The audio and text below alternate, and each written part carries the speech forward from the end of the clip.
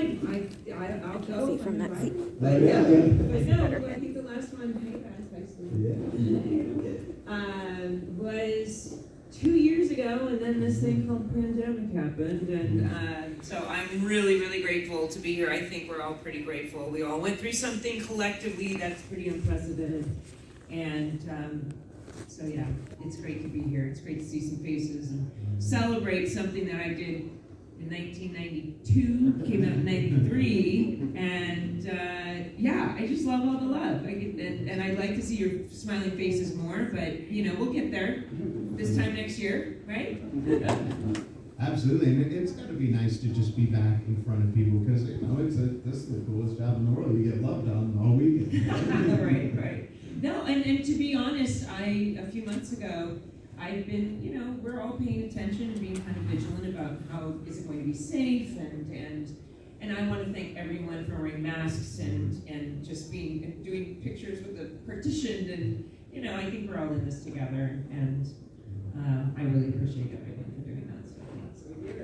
Absolutely, and so of course you've got a table out there. You've got some really cool things for sale, but you know, you gotta love the who doesn't love this poster for Return Living Dead 3? It's amazing, and I know people bring those to you. They bring pictures, they bring all kinds of things. But what's the most interesting thing you've had to sign this weekend so far? Well, Stephen, right here. Huh? He actually brought a, how tall is it? 2 feet tall. 2 feet tall, handmade statue of, and let me, you know, Steve Johnson was the creator of this costume, and Il Corso, if you guys know, he actually was the one who applied it, and you know, he's huge now. But it was over 100 different applications. It took 8 hours the first time. At one point, their lowest was 5 hours, and then you'd shoot for 15, and then 2 hours just to get it taken off, and my skin was a wreck and all that. So just even doing a statue, how long was the statue? How long? How long did you take to make it? I think whenever I started working on it and really got into it, it took me about a month, and I only finished it Monday of this week. Okay, because your ex broke the other one. Yeah. Okay, and don't set Julie on him. That's so cool, though, and I know people have a lot of questions about this film. Of course, you answered one of them about how long it took to get that makeup on. I can't even imagine. So how did you pass the time while they were messing up? Okay, so Because you didn't have fun. I learned this actually. So when and it wasn't just the actual application, but the special effects house. I had to go in and do the. I don't think they were using alginate. You guys, if you know special effects, you know how they make prosthetics. I feel like I did a full, true body cast with plaster. And, you know, I was young, and you have to be able to be brave, and you know, with these gentlemen, it's like they need you to be fully nude, and you stand like this, and they have to do prosthetics of everything, and so that was a process. They have to make them, and then you have to do the face thing, and with all the plaster. So it was back in the day that I don't think we were using alginate. I mean, I'm not sure. I can't remember that part. So that took them years. But as we were doing that, because that's painstaking work in itself, that kind of, you know, detailed craftsmanship that these artists are working on. And Bill Corso would have movies playing on cassette tape. He would listen to I remember Defending Your Life. He just loved listening to the Albert Brooks movie. And I gained a different respect and understanding of listening to movies instead of having to watch them. You hear different things. He's the first one who introduced me to do you guys remember the jerky tapes? The prankster tapes? They were real pranks, and they were passed around kind of underground from people to people, and he was one of those guys, because of the kind of work he did, he would just listen to anything on tape, audio. It was like before podcasting. Oh, yeah. He would listen to the movies, or he would listen to things before audiobooks came out, all that. So that's how he would pass the time, and I think and I just would giggle, and so we would listen to anything, be it, you know, we could listen to Star Wars, we could listen to, you know, like I said, Defending Your Life, or just any movie of that time. That was how we passed the time. Yeah. Well, one thing I love about these shows, and we're going to open it up in just a moment for questions, but one thing I love is there's so many creative people here and people that aspire to do what you do. And now you had an interesting journey because you had creative experience, you know, and to, you know, going into modeling and acting, and so you probably had a different support system. But what would you say to people that want to do what you do? Because it's certainly not easy, but it can be done. Okay, so I love that I never modeled, honestly. I know that somehow it's so funny how like IMDb gets certain things. Like I never was a Bond girl. I think it's so funny these things that they put out there. But I never turned down. I don't think I turned down the role of Scream in Tatum and Scream or something. Anyway,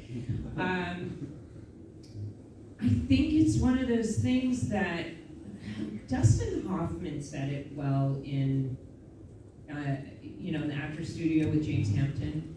He said, as an actor, he didn't know any other. He just needed, he said if he was lucky enough to get successful, I guess, to do film and such. He said, but if he hadn't made it in film, he would be doing dinner theater. That's how much he needed to do it. I don't know if I have it that much, just kidding. My father was an actor, my mother was a ballerina, and I just never saw myself doing anything other. My favorite love, honestly, was musical theater when I was a teenager, and I was, Maria in West Side Story and Maria in Sound of Music, and I loved doing that, and I quickly found out that I wasn't as great of a singer as I thought I was, because I had kind of a deeper voice, but then I'd sing on stage like I sounded kind of different. Anyway, I was getting more roles as an evil character. So I think one of the things that it's important to do in this industry is you just have to do it for the love of it, not with expectations. And that's honestly something that I've been working on, just even as an adult, doing something and living in the moment. Like right now, I'm talking to you all. It's not about anything else. It's not even about 10 minutes from now. It's the past is past, the future doesn't exist. So I think we kind of get into because when you do get some success, then it's like I got to keep up. And I start comparing myself to other actors, and they're in the pages of InStyle, and that's when it becomes a game of hungry hippos and not very fun. So figure out what your passions are, always educate, classes, be around people, but I think also to believe is brave as an actor. This role specifically, there was a lot of firsts. I was quite young. If I was 92, I would have been 22, 23. And it wasn't my very first movie, it was my second movie. And there was some uncomfortable, the part where Julie's in the strappy thing and, the first time I had to be nude, it's not like, yay, this is fun to do. Let me show this. But then at some point there is that feeling of just, I don't know, there's a lot of freedom in it. And this movie was really difficult. For some reason I feel like it was 3 weeks or a month. But the truth is, it's a job. Show up, know your dialogue, be prepared, and just when you think, oh, woe is me, it's a long day, there's somebody who's on that set who's done it longer than you. It's really just about the attitude, and it's a very, very easy, it hasn't, not even just this industry, very easy to say, God, I have to do this, instead of, I get to do this. So I would say it's definitely an industry that's not for the faint of heart. It can be very challenging to have relationships. The hours can be really long, especially if it's, but it's everything's an attitude. Everything in life is an attitude. So I like to say at any given moment, we're either acting in love or fear. And if love is graciousness and humbleness, and fear is anger and stress and all that stuff. Let's all stay positive. Yeah. So, and also, if you do become an actor, I always tell people, get used to the rejection. Don't take it personally. They say no to everyone but one, so you're in good company. Is that enough? By the way, guys, I gotta say this. I'm doing a podcast right now with Rachel Bilson, the OC, rewatch podcast. I don't know if you've all watched the OC, but I've been in the mode of talking, so can you tell? I was actually kind of nervous to do a podcast because I'm like, I don't know what I'm doing. I'm used to dialogue. I'm used to memorizing everything. And it's really been, I was very nervous, to be honest, to do it. I didn't know what I was doing. And it's really been such a wonderful thing that came out of the pandemic, something we could do remotely from home and talk about something. And so, yeah, I like to talk. Minnie Mouth, that's my name. I love it. Well, it makes my job easier. Right. And I know everybody loves to hear from you, but you know, sometimes it's tough. Sometimes you'll get guests, and you probably have guests on the podcast that kind of Oh, yeah. a little bit out of them a little bit. You're like, do you remember that moment? No. Well, what were you feeling in that moment? I really don't remember. I was smoking pot. No, actually, Rachel, that was a quote. But anyway, welcome to the OC, bitches. There we go. All right, so who is going to be the brave first one with a good question? All the way in the back. Hi. Hello. I have a two-part question. Who was your favorite character that you portrayed, and why was it Julie Cooper from the OC? Okay. Well, okay, so because I'm actually doing, I'll tell you one of the reasons. Yes, Julie is probably the number one most fun I've had. I love Lady Heather because of the way it was written, that it was such a developed, like she's way more involved and elevated and like a human behavioralist and just a rad fucking woman, sorry. And it was just written so well. Julie, it was one of the most sublime times in my life where I would get up and I couldn't wait to get to work. And because I have to go back for this rewatch podcast, I'm now looking at it with different eyes. I have a daughter who's 21 now. I'm like, oh my gosh, I didn't think it was such a big deal what Julie was doing to her daughter on the OC back then. But now I'm like, oh my God, Julie, you're really bad. And now I understand like like what she was doing to her teenage daughter. My daughter said, I'm much better now. During the teen years, there were some bumps and anyway. But it was just one of those times that the cast worked and it was really magical, and there was it was the first time I got to do dramedy and comedy, and very, very free. And Julie probably is the most, I started taking chances. When you're doing long form television and you have 9 to 10 months to do a show, you take the opportunity, and it's my job to show up and hopefully inspire the writers to write for you, because showrunners, when they have to figure out what to do in the next season, and maybe if you're lucky enough to do a second season, 3, 4, 5, 6, and on, if the writer stops being inspired to write for your character, see ya. So I took it as an experience to say, okay, what can I do? I'm not just doing my dialogue and dialing it in. It's what can I do and make some choices and be funny, even if it doesn't work. Be big, be small, do something that they think is like, so it was very freeing and kind of goofy like I am.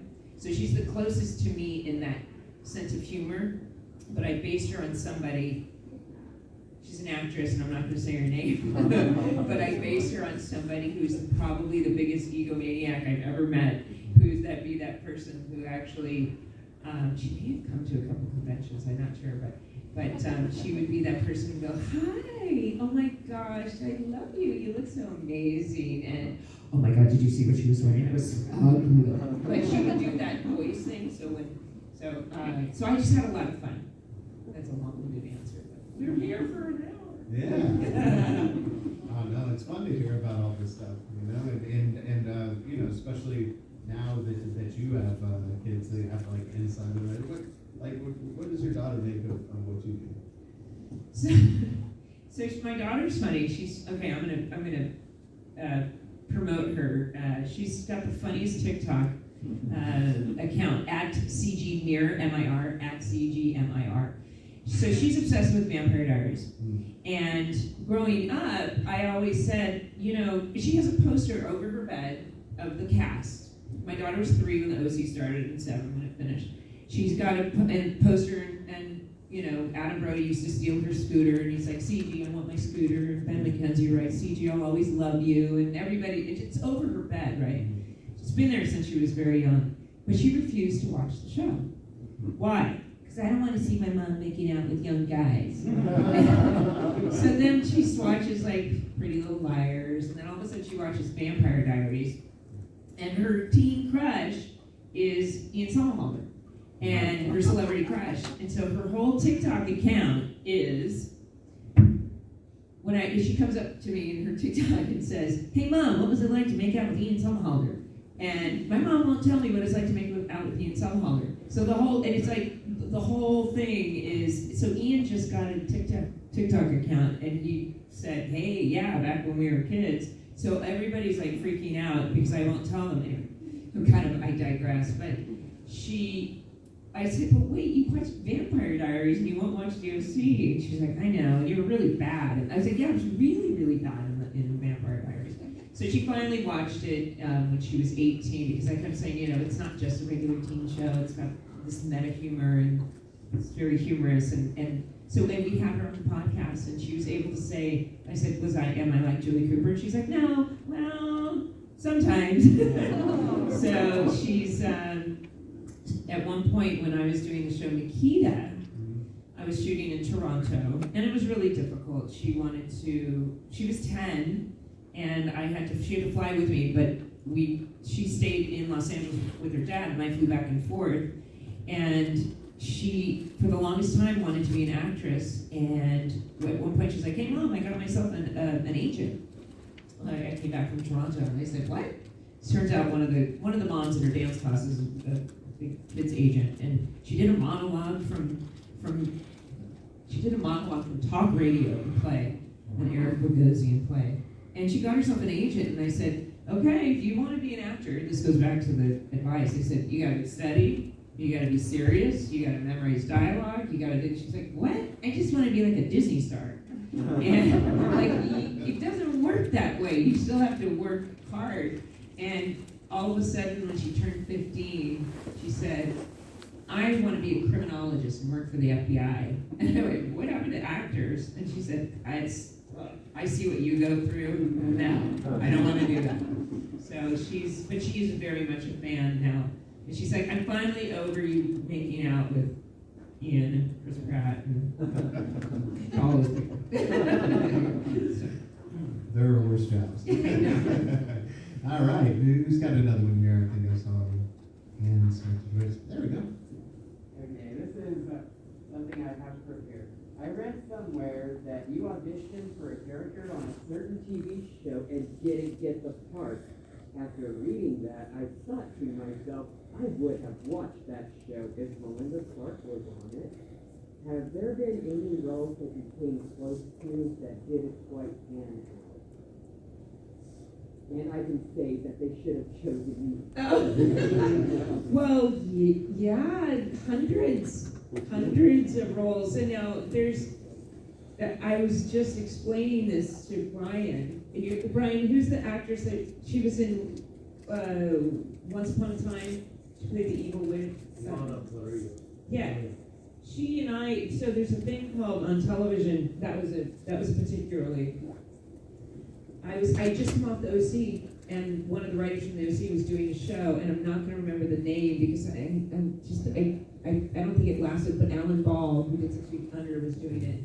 So when they auditioned so many ladies for roles, you could audition 200 people, but it can come down to 6 people, and you have to test. When testing is a test deal, when it might have 2 people, it might have 5 people, where you actually sign the contract before you do your final audition for the studio, which would be, in this case, maybe Warner Brothers. And you've got Peter Roth, the executives, and you have, maybe 16 people from Warner Brothers, and you have to audition for them, and they decide, okay, they're good enough, they get to pass next tomorrow, now you're gonna audition for the studio and the network, which would be like all of Warner Brothers, and now all of Fox. You got 36 people in suits, and one of the most nerve-wracking things, it came down to between me and, say it again, Brian? Lana. And I thought I had it in the bag. And for the most part, when it just it's between one person or the other, for some reason I took that one really hard. And that goes back to I'm coming off of a show, and I'm on the show The OC. I've got a mortgage. I need to pay. I need a show. And I wasn't necessarily doing it. Like there's other factors that make it not such an enjoyable thing. And it wasn't my best moment. Like I called up the writer. I was like, yeah, like what the hell? And it's kind of embarrassing now. And he was like, we just didn't. They went a different way, or it just wasn't you. It was somebody else. It's really important. I mean, you just can't. You've literally got to move on and let go of things like that. When Fastlane, do you remember a show called Fastlane with Big G? We had him on the podcast recently. And we were able to kind of break down the fact that I met him on Fastlane, and he wanted me to play that role. And I wasn't well known to, and that was a Warner Brothers thing. And they gave it to Tiffany Amber Thiessen because they wanted a name. And that's still held some power. So, and he was like, I wanted you, but it went to this girl. But that losing out to that led to me being in their next show, The OC, and then led to me being in their next show, The Nikita. So it was all under Warner Brothers. So you tend to get remembered, and that's why it's really important to have a good reputation and be professional and all that. So yes, maybe you can get one. I mean, there's one job out of 100, So. Yeah, that's crazy odds. I know. But actually, probably makes us feel better, right? We go for things all the time, and it's probably not the same level or percentage of rejection. So be happy. That's the other thing. Like, think about we've been in a pandemic, and we all want to work, and think of all of the thousands of even working actors. And here's the other thing. Here's another thing. It was just an observation. There was such a time when film actors were film actors. Film actors are all doing television now because films are few and far between now, especially big action films. But then there's just so much content, so it feels like, can we all work? But when Hollywood's just getting back to work, it's all a new normal. It's a very social thing being on set. We shoot the shit, we hang out, we talk. You can't just walk up to a script supervisor and talk to them now. You have to go, okay, you go sit in a pod, or you have to eat in your pod. It's not a gregarious social thing anymore. It's because of COVID. So I hope it gets back to normal. Well, there's the new normal, right? Yeah, absolutely. All right, who's got another good question? There we are. Your episode of King of the Hill. Yeah, King of the Hill. Oh my gosh! I got to do that because my friend Joe Boucher was the producer. And what did I play? Dorothy? John Redcorn. I'm trying to remember. We'll have to remember, but Sherilyn. Anybody remember anybody watching? The character was Sherilyn? Something like that. Or you were Cherry, like the dancer that got with John Redcorn. Okay, we'll have to go back. Now, I'm pretty good at some of the characters, but you just stumped me right there. But I do love voiceover, and there's only a few things. I've only done a few voiceover things. One was an animatrix voiceover, which was really fascinating because it was a Korean animator. And in Korea, they animate before the dialogue. So I had to actually do the dialogue to the character, which was different. Usually, I think it's the reverse. The actors can act, and then the animators can animate to it. That one was super surreal, like a wild dream. And the other one, I got to be a voice on I haven't done as much as I would like. Do you remember the Avatar Last Airbender? I was the haiku teacher and then here's one I love. For for a Trump hotel commercial. The Bacar Hotel Casino. It says, do you know that guilty feeling you get from a night of pure unadulterated pleasure? Neither do we. The Bacar Hotel Casino and Spa now open in Atlantic City. I remember that. You never got asked to reprise Jessica Priest in one of those Spawn video games in the 90s? Well, she became like a human taco. She was dead, right? She spawned eventually. That's true. She might be in hell, right? So Well, you are in Texas. right. So Mark DePay, who's the director, he actually, our kids went to the same school, and I would run into him, and I'm not remembering the details, but I remember that the film got into a lawsuit, and where they could not make a sequel of any kind. And also, my character was created for the film. It was based on Chapel, which was totally different, right? Yeah. So, and I hear there's going to be a remake. Have I heard that they're doing a Spawn? Yeah. It's on and off. Okay, yeah. So I know that it was locked up in some kind of litigation for years and years and years. But no, that would be cool. That costume was the craziest costume. Some of the most amazing costume makers, builders as they call them. It was, So imagine they were like, okay, they're going to build these pants for you, but they want it to look literally like liquid metal. But the costume kept, they'd have to go, oh, we need it to look a certain way, and it gets smaller and smaller, and bustier, whatever. And I remember somehow I found out the cost of the costume. It was over $50,000. I don't know. I'm thrown out. I know it's like uncouth to talk about money, but I'm like, just the costumes alone were like, just for me, and just building all that stuff because it was so like labor intensive. Can you imagine what it was for the clown? Oh, and here's another piece of that.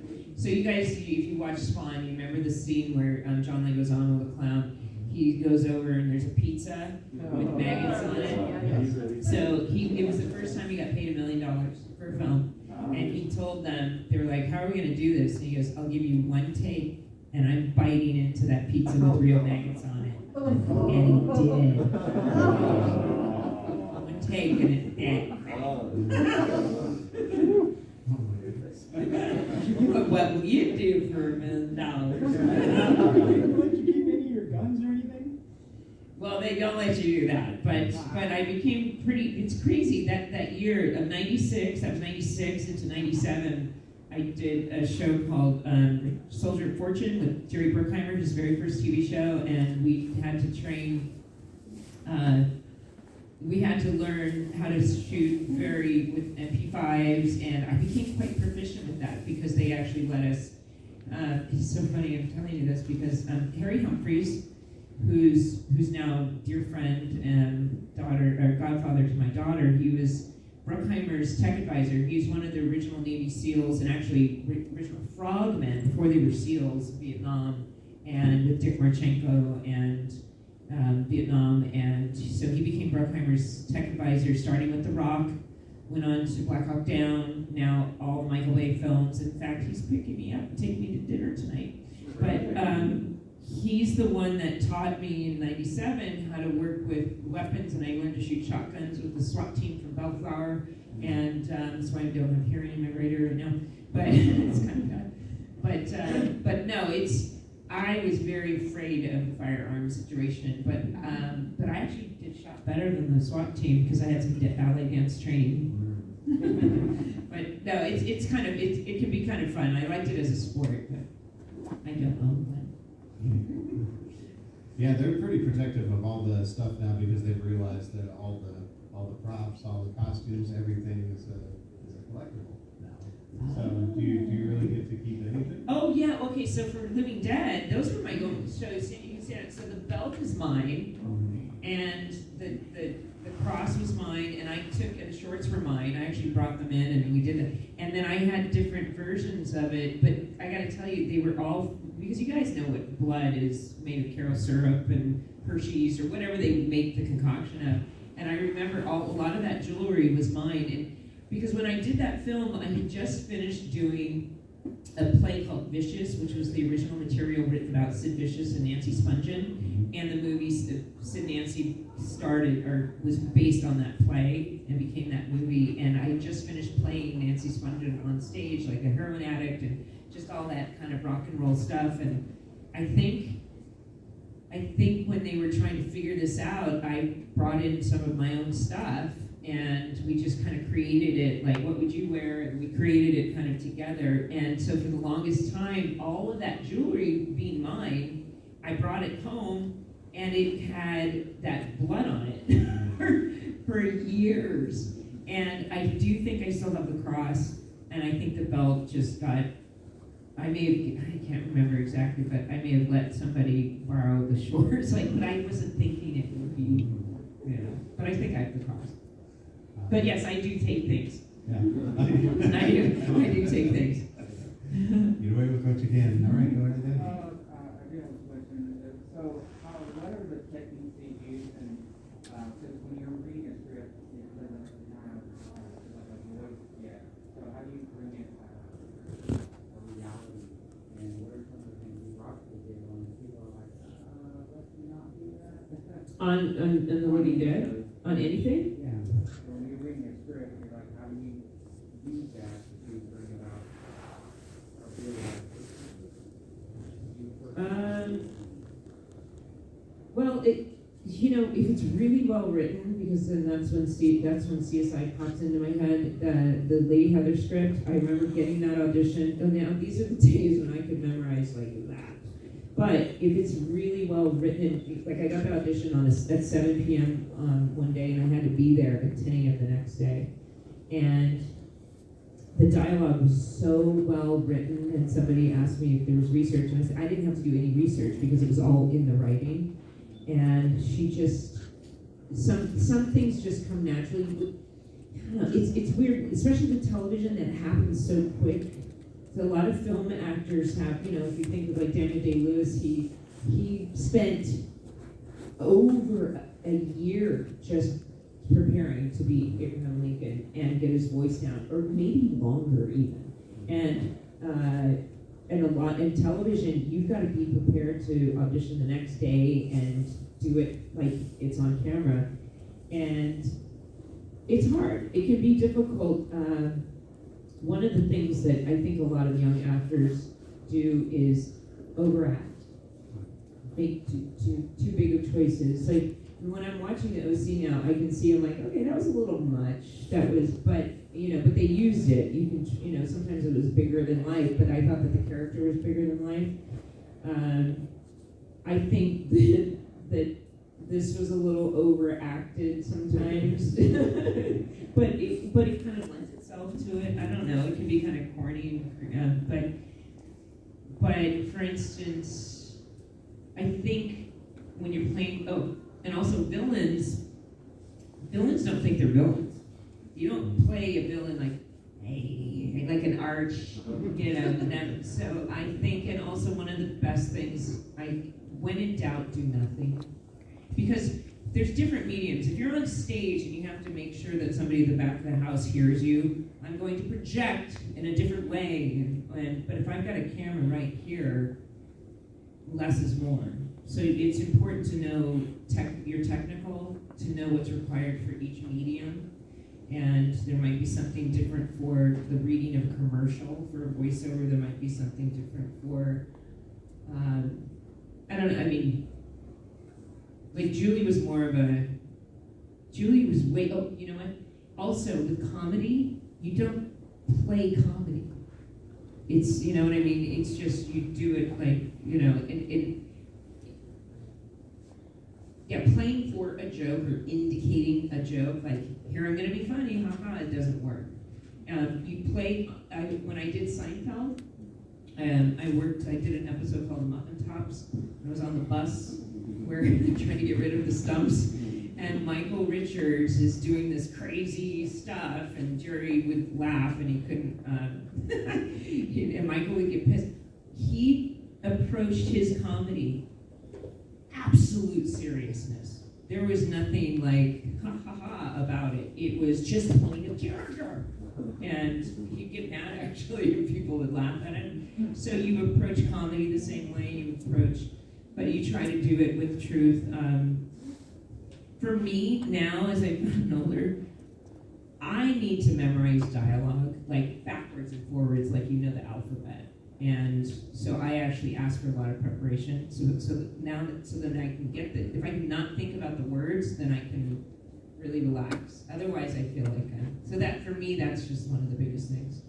But yeah, a lot of it is experiment and rehearsal and preparation.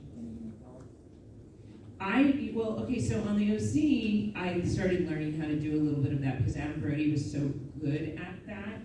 And so as long as you did the script is written, we call putting in a button on it. You know, if it's like you finish the scene and then you add a little funny thing at the end. I was able to do that on Entourage. Malcolm McDowell's here, and I got to play his wife on Entourage. I got to say hello to him. If you guys see him, tell him. But on Entourage, I did that quite a few times, and it actually made it on. It's like I had one line with Ari Gold where I'm like, Ari, I have to get to pole dancing class. I'm waiting for pole dancing class, and I was taking a pole dancing class at the time, and I really was going to one that day, so I threw it out there, and it makes the cut. But improv, if you can. I think everyone on the planet should take like a Groundlings improv class or a Second City class. It's super fun, and it actually really teaches you not what to say, but how to listen. And listening is probably one of the more difficult things for me to do.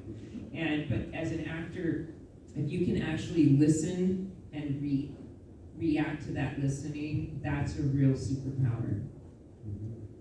Just out of curiosity, how many of you guys have done an improv class or taken improv classes? A couple people? They're hard. I was some people who are. In fact, I was just in Chicago to visit my daughter, and we went to Second City to go see an improv.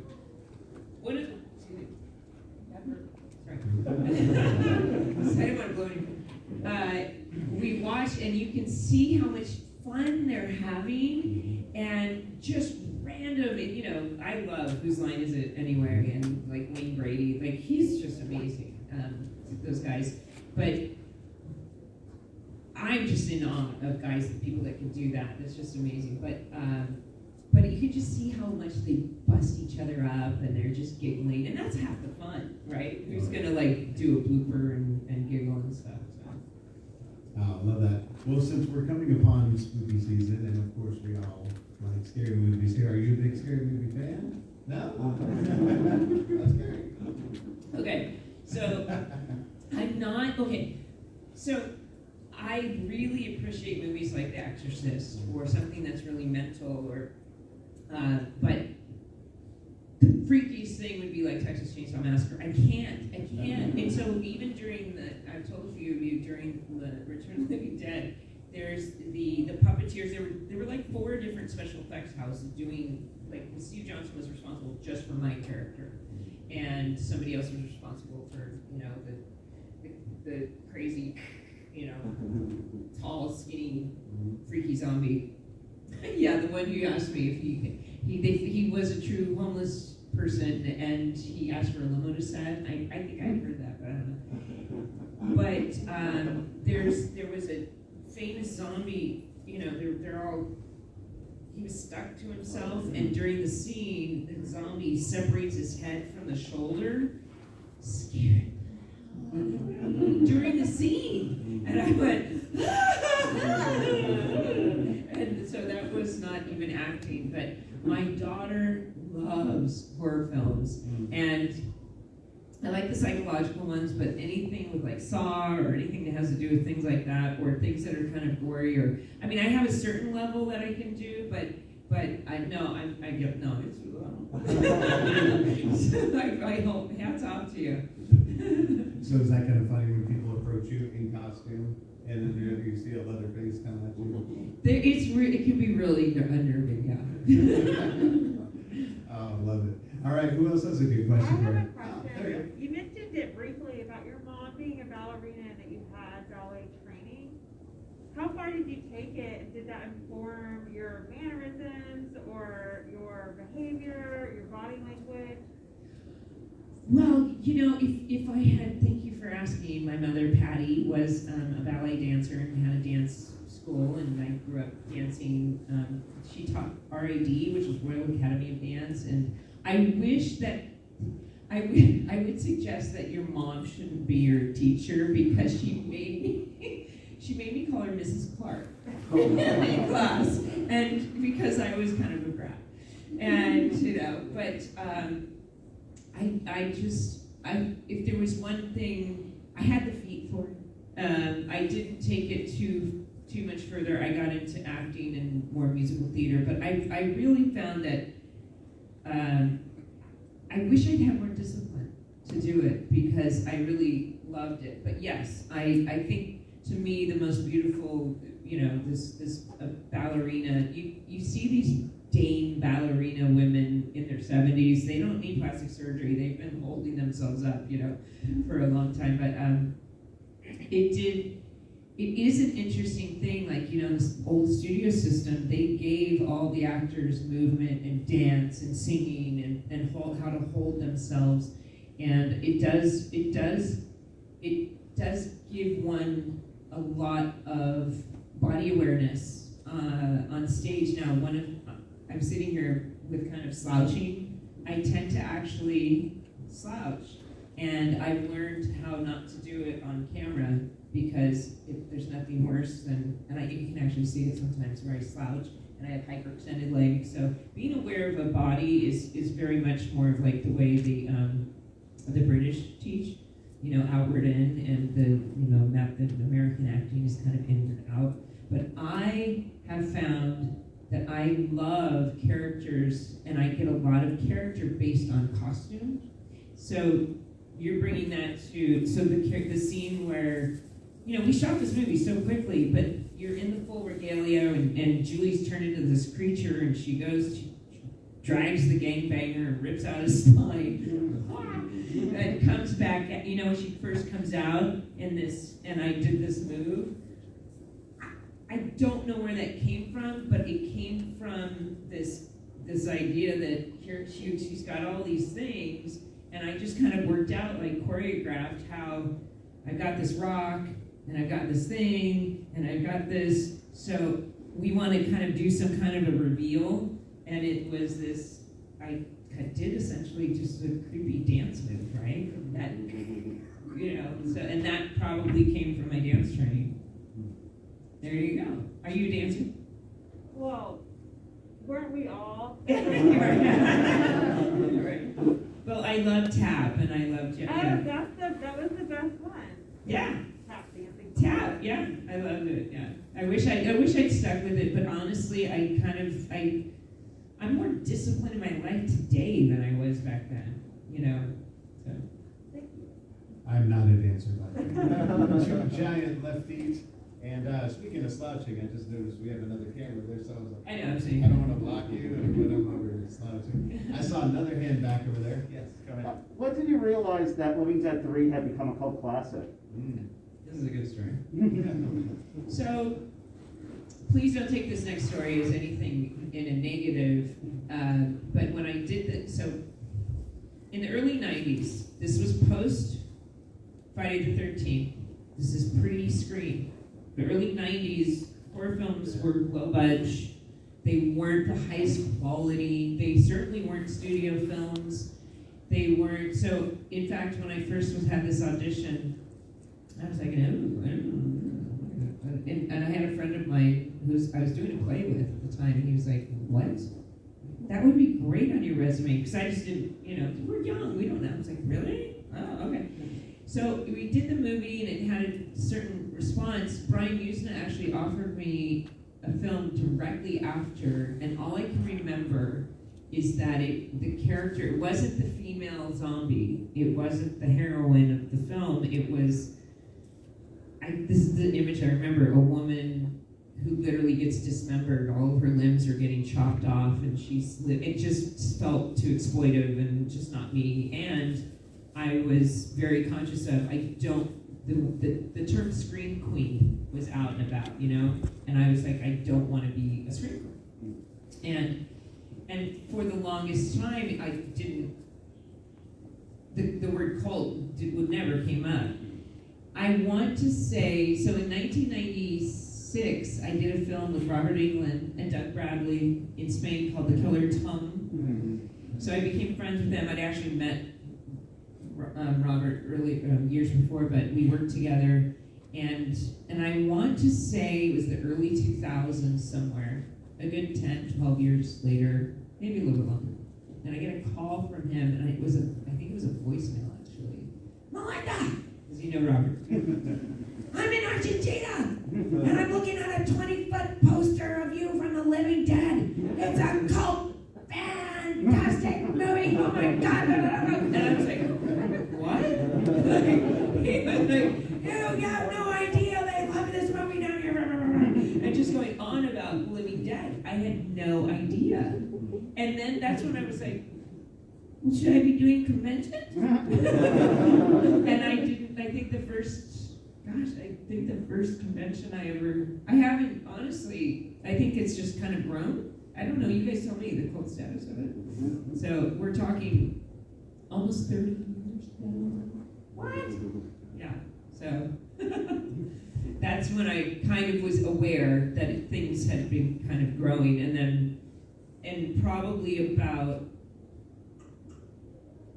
I feel like I did a convention maybe during the 25th. Was there a 25th? I don't know. The film isn't big enough to have like, it's a 25th anniversary, but I feel like somebody, about 5 or in the past decade, it's kind of grown a little bit, yeah. Well, the people who love it absolutely love it. The fans of it are, you know, the first one and second one, of course, the first one's classic, right? But then this could have been titled something else, right? And I think that was that originally the idea? I think if, I'm going to remember his name, Joe Penny, who wrote it. They had, from what I understand, I think they had different writers pitch different ideas, and they really, Brian Usna, or they grabbed onto the Romeo and Juliet concept, and I believe that's what they really were attracted to in this. I had another thought that I was going to say, and I just lost my train of thought. Next question. But it could have been something titled something completely different without living death at all, right? I think that was an idea. I don't know that. Is that in the commentary? Have any of you listened to the commentary that's on the? I don't know. According to an interview with Jake Rubber Edmund, he said that they got a lot of pushback because it was supposed to be its own film, but they decided that it might get more recognition if it was attached to the Return of the Living Dead franchise, or the Return of the Living Dead franchise, which is why they chose Gruesome and Grotesque, even though in a way it's its own film. Yeah, I don't know. I mean, the only thing they continue with the tradition of the trioxin, and there's that history in it. Those are details that I was never aware of. I mean, when I got the audition, it was Return of the Living Dead 3, and it was never anything other than that. From my point.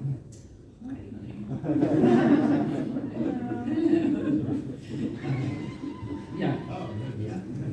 I love these costumes. Do you have a question? Firefly. Yeah.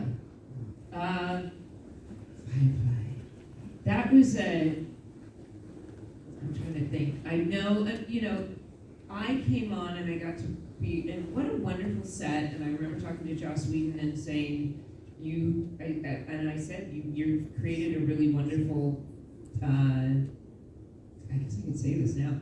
But I said I wanted to compliment him. I said, this is such a nice cast. Because when you're a guest star on a show, a lot of times I'm the guest at the party, and I've been on shows that either weren't happy or the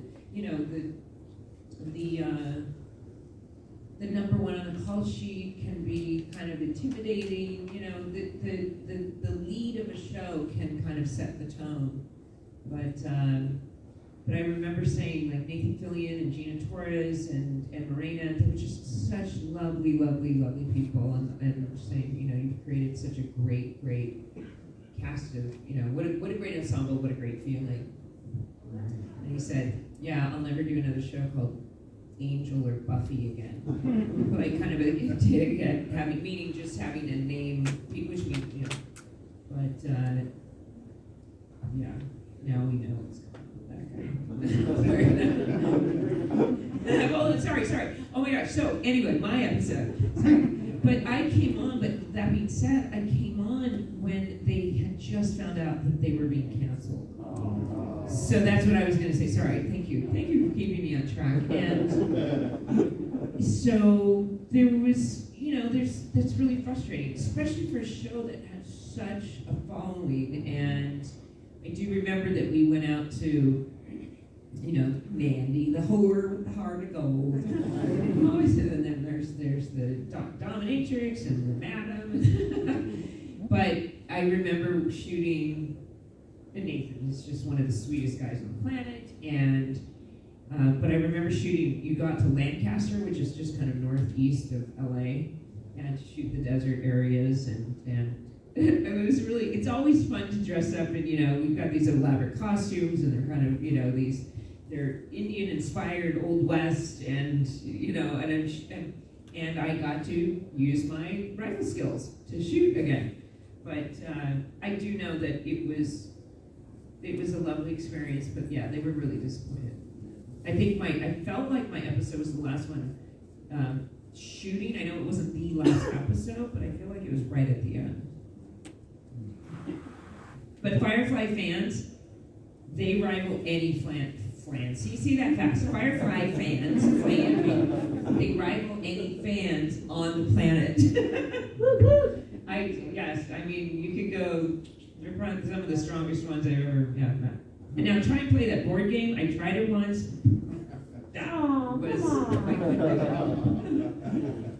All right, we have time for 2 more questions, so go ahead.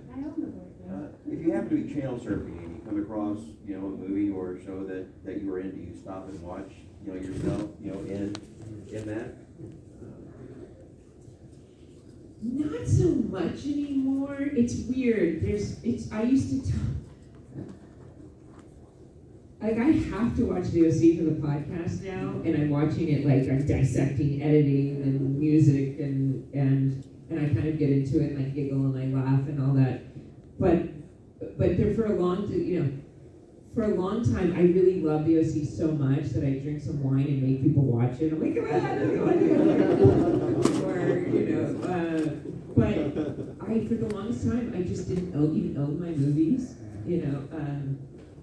And I will watch if it's new.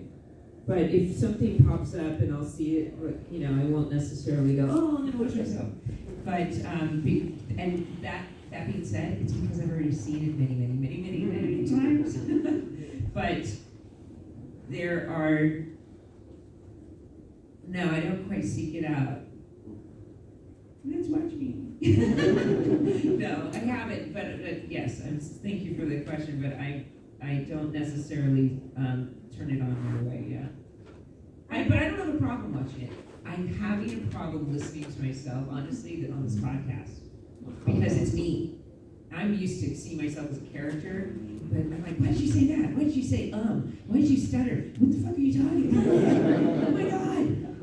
And if you do ever watch it, like, they put 4K cameras on us, and I didn't have the right lighting, and all of a sudden you see fucking pores in my. I'm like, what? So don't judge me on that one. Sorry. It's so hard to see yourself on camera and listen to yourself. Without a professional, like, I should have. I was like, I need a filter and I need lighting. Well, I didn't know, and now they're putting it on HBO, and I saw it the other day, and I'm like, whoa, it's compressed on YouTube, and on HBO. What? You can see the vein on the fly's wing. I don't mean to put you on the spot. You can answer this diplomatically, but you and Rachel talked about Misha Barton's experience on the show, and it got a bit of news And like, how do you navigate those relationships with your former coworkers, your future coworkers, and still maintain, I don't know, a sense of normalcy, I guess, and not feel like you're being put on the spot whenever people ask you this question? It's a good question. I don't know if you guys are aware. So we're doing this rewatch podcast, and Misha has been very, I can say this, because first of all, I don't like to comment on things that I know nothing about. I can only speak from my truth. In my experience, that what I'm learning though is I'm here acting on a show, working with somebody right next to me who's having a completely different experience. That's her truth. That's not my truth. So when I will absolutely never negate somebody else's experience. That being said, yes, she explained that, I think Rachel took it a different way. She was kind of bummed to hear that she said that she felt bullied and not protected, and that, I don't know, it seemed to me that she sounded like she was resenting Rachel or something, but the thing is, I don't believe in, we're hearing about the early 2000s, the Lindsays, the Britneys, there was no Instagram and Twitter. They're being told at the age of 17 and 18, you need to go out to these parties. You got publicists and agents, you're the it girl. You're being told you have to go out to these parties, and parties aren't on the weekend in Hollywood. You go out Monday, Tuesday, Wednesday, Thursday. You go to the Samsung party, you go to the Sessions, the Gucci party, and you get your picture taken, and that's how you get publicity in these magazines. And the paparazzi want you, and they also cut you down. Now, I had a 3-year-old at home. I wasn't even seeking it out, but I wasn't Misha at 17. And she's there. I do think there's a responsibility for the parents to not, it's like, there's a part of me that's like, you're 17 and it's Hollywood, you've got to take some responsibility for what's out there. But I also, the cautionary tale of young people getting into this, knowing that it's I can only imagine that she had unwanted advances from men, or that there were just things that she felt unprotected about.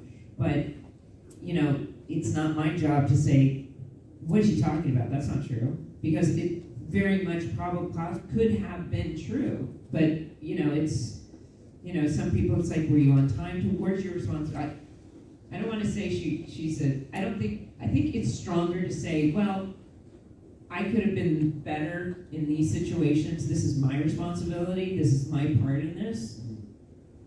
But let it be a cautionary tale to parents and young ladies getting into this industry, because it can really mess with you. And unfortunately,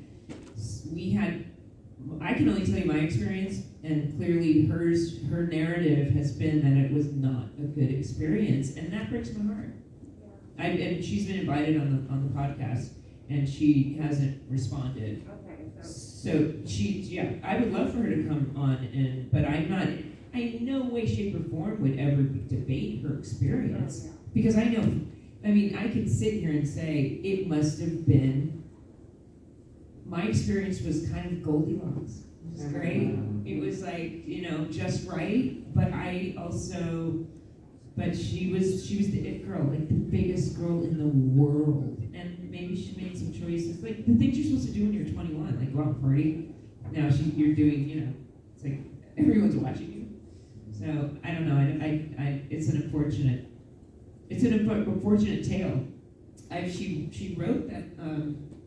She wrote that she might be doing some kind of documentary about her life or something. But no, it's kind of heartbreaking.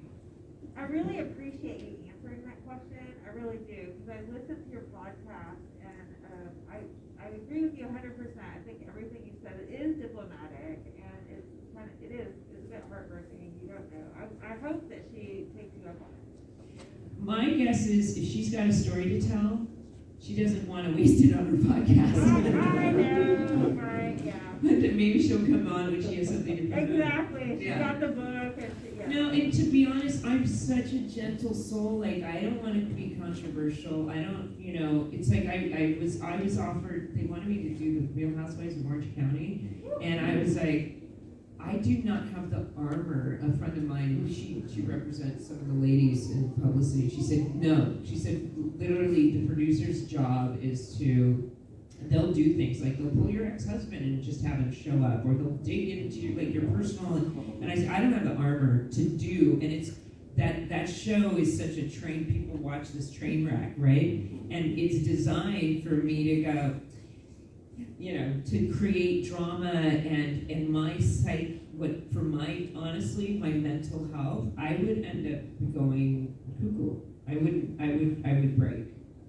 It's not. Put it this way. Are we acting in love or fear? It would be all the negative for me. Thank you so much. Yeah. Well, I know we got to wrap it up here, but last thing, all right, Texas is so much fun. Dallas is a great time. Are you going to get to do anything Dallas or Texas centric? Any beer, barbecue? Get to go out anywhere fun? Big D, little A, double L, A, yes, Dallas. That's from a musical called The Most Happy Fella. I actually, yes, I'm just so lucky. Some of my dear friends, my Terry Humphreys and his wife and godparents to my daughter, they moved here a few years back, and I haven't seen them in years, so we're gonna go out to dinner. Yeah. That's awesome. Well, we are so happy to have you here with us. Let's give a big, huge round of applause.